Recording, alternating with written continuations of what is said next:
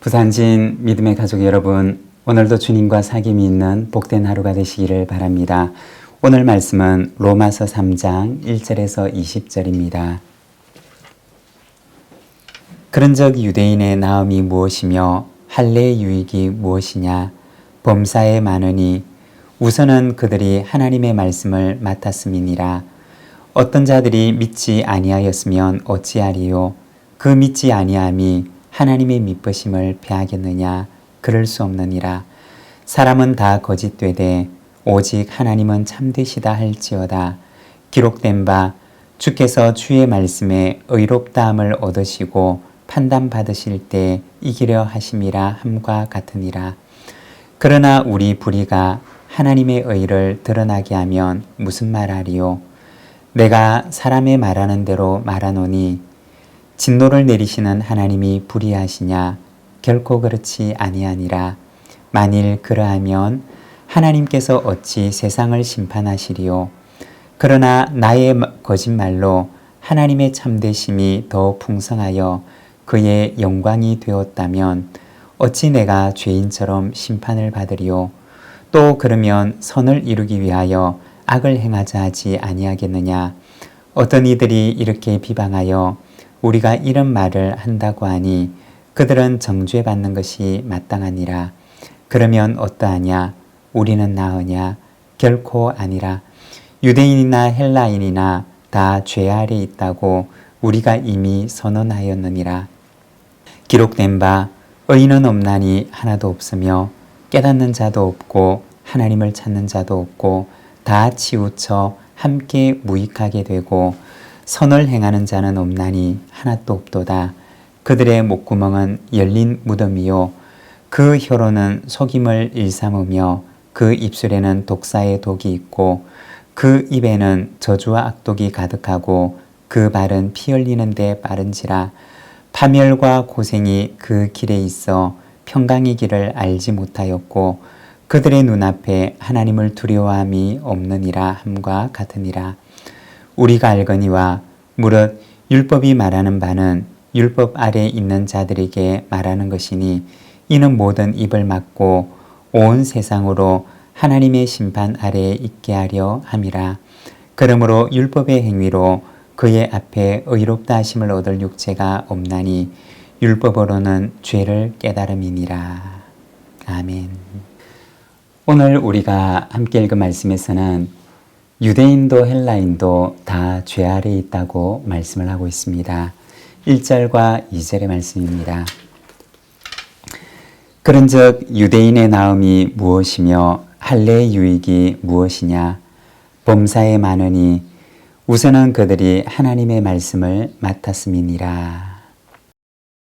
여기에 보면 유대인의 나은 것이 무엇인가? 유대인이 가지고 있는 유익한 점이 무엇인가? 라고 묻습니다. 그리고 2절에 보면 그것은 하나님의 말씀을 맡은 것이다 라고 말씀을 합니다. 하나님의 말씀을 먼저 맡은 자가 되었다 라고 하는 것은 유대인들이 받았던 특권, 유대인들이 받았던 하나님의 은혜를 가리키는 말입니다. 그런데 이 말씀은 사실은 바울이 유대인의 특권에 대해서 그의 논리를 펼쳐가고자 했던 말이 아닙니다. 말씀은 맡았지만 그러나 신실하지 못했던 그들의 신실하지 못함에 대해서 이야기를 합니다. 3절에 보면 어떤 자들이 믿지 아니하였으면 어찌하리요? 그 믿지 아니함이 하나님의 미쁘심을 패하겠느냐? 여기 보면 믿지 않았다라고 번역을 하고 있는데 이 말의 본래 의미는 신실하지 못했음을 가리키는 말입니다. 약속을 지킬 수 없는 신실하지 못했던 유대인들의 그 지난날의 과거를 말하는 것입니다. 그러면 약속을 지킬 수 없을 만큼 신실하지 못한 자에게 하나님의 그 언약의 율법을 맡겼다고 해서 율법을 맡기신 분이 신실하지 못한 것이냐 라고 다시 묻고 있습니다. 로마서는 그럼에도 불구하고 하나님은 미쁘시고 신실하시다 라고 말씀을 합니다. 그리고 이어서 그러면 불의한 자에게 하나님께서 진노하신다고 해서 하나님이 불의한 것이냐 라고 묻습니다. 역시 대답은 그렇지 않다는 것입니다. 신실하지 못한 자에게 맡겨진 율법, 신실하지 못함으로 인해서 징계하실 수밖에 없는 하나님, 그럼에도 불구하고 의로우신 하나님에 대해서 이야기를 합니다. 바울이 로마서를 통해서 말하고 있는 것이 무엇이냐? 9절에 보면 그러면 어떠하냐? 우리는 나으냐? 결코 아니라 유대인이나 헬라인이나 다 죄 아래 있다고 우리가 이미 선언하였느니라. 여기에 보면 그러면 어떠하냐? 우리는 나으냐? 라고 묻습니다. 여기서 우리는 나으냐? 라고 할 때 이 낫다라고 하는 말 앞에 보면 작은 번호가 붙어 있습니다. 이 번호를 따라서 내려가 보면 이렇게 기록을 하고 있습니다. 또는 그들만 못하뇨. 우리는 나으냐라고 하는 이 말의 본래 의미는 우리는 그들만 못한 것인가 라고 하는 것입니다. 율법에 신실하지 못했던 우리 유대인들은 율법을 받지 못했던 이들보다 그러면 더 못한 것이냐라고 묻는 것입니다. 바울이 로마서를 통해서 말하고자 했던 바는 이어서 나오는 유대인이나 헬라인이나 다 죄 아래 있다라는 것을 말하기 위함이었습니다. 그리고 이어지는 말씀에 보면 인간의 타락에 대해서 말씀을 하는데 13절에서 18절까지 말씀을 보면 이렇게 말씀을 합니다. 그들의 목구멍은 열린 무덤이요 그 혀로는 속임을 일삼으며 그 입술에는 독사의 독이 있고 그 입에는 저주와 악독이 가득하고 그 발은 피 흘리는 데 빠른지라 파멸과 고생이 그 길에 있어 평강의 길을 알지 못하였고 그들의 눈앞에 하나님을 두려워함이 없느니람과 같으니라. 여기 보면 목구멍과 혀, 입술과 입, 발과 눈에 대해서 언급을 하면서 사람의 몸을 이루고 있는 신체의 부위들을 하나하나 언급을 합니다.